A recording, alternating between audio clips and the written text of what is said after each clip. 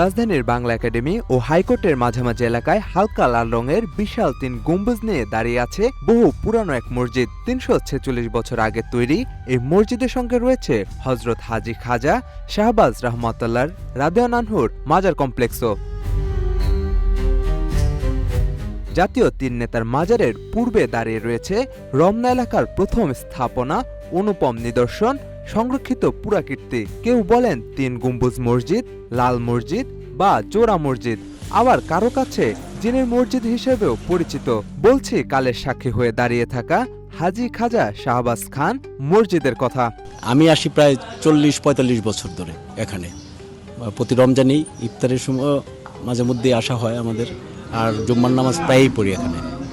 আর এখানে পড়লে একটা শান্তি, মনের শান্তি। আর নাম মসজিদ তো একই রকম সব জায়গায় মসজিদ, কিন্তু এনে আসলে কেন জানি মনটাই অন্যরকম লাগে। একটা ঐতিহ্যবাহী একটা মসজিদ, এটা অনেক পুরাতন মসজিদ এবং সকল মুসল্লিগণ একসাথে ইফতার করার ফলে একটা ধর্মীয় ভাবগাম্ভীর্যের একটা অনুপ্রেরণা আমার মধ্যে জাগে। সেই কারণে আমি মূলত এখানে ইফতার করতে আসছি। মোগল শাসন আমলে মসজিদটি নির্মিত হয়েছিল ১৬৭৯ খ্রিস্টাব্দে।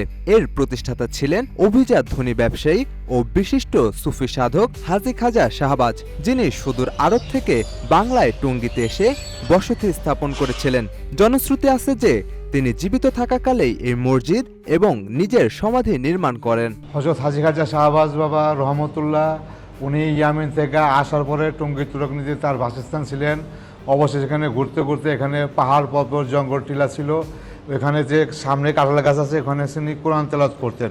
কোরআন তেলাওয়াত করার পরে জিন উপর দিয়ে আসা যাওয়া করতেন। আসা যাওয়ার পরে নেমে এসে তার মুড়ি ধরানোর পরে উনি চিন্তাধারা করেন যে আমি একটা মসজিদ বানাবো। এই মসজিদটা জিন দ্বারা তৈরি করছেন, পাশেই তার রওজা শরীফ, ওইটাও জিন দ্বারাই উনি তৈরি করেছেন।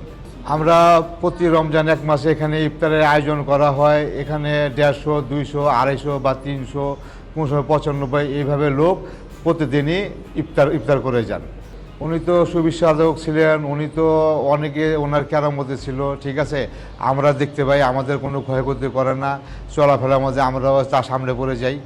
আশা রাখি উনি আমাদের এখনো কোনো ক্ষয়ক্ষতি করে নাই। প্রতিদিন এই মসজিদে প্রায় শতাধিক মানুষকে ইফতার করানো হয়। এটা খুবই রোমাঞ্চকর এবং আত্মশুদ্ধির এক অন্য পর্যায়।